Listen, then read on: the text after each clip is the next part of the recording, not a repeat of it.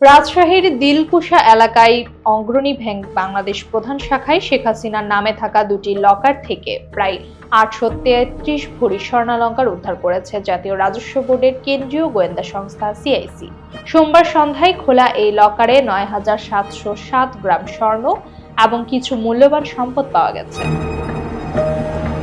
সূত্র জানায় লকার দুটি হলো নম্বর ৭০১ ও ৭৫৩।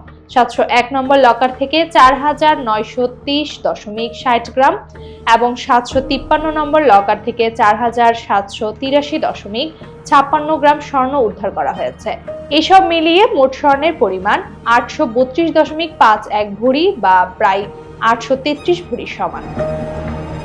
একই দিনে পূবালী ব্যাংকের মতিঝিল কর্পোরেট শাখায় শেখ হাসিনার নামে থাকা একটি লকারও খোলা হয়, তবে সেখান থেকে কোনো সম্পদ পাওয়া যায়নি। এ বিষয়ে এনবিআর এর এক কর্মকর্তা বলেন, লকার খোলার কাজ আন্তর্জাতিক অপরাধ ট্রাইব্যুনাল ১-এর নির্দেশনা অনুযায়ী করা হয়েছে।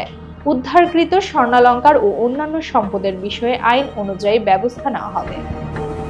রাজধানীর ব্যাংকগুলোর নিরাপত্তা ব্যবস্থা জোরদার করা হয়েছে। এনবিআর এর সিআইসি কর্মকর্তারা জানিয়েছেন, সম্পদের পরিমাণ এবং অবস্থার উপর ভিত্তি করে আইন অনুযায়ী ব্যবস্থা নেওয়া হবে।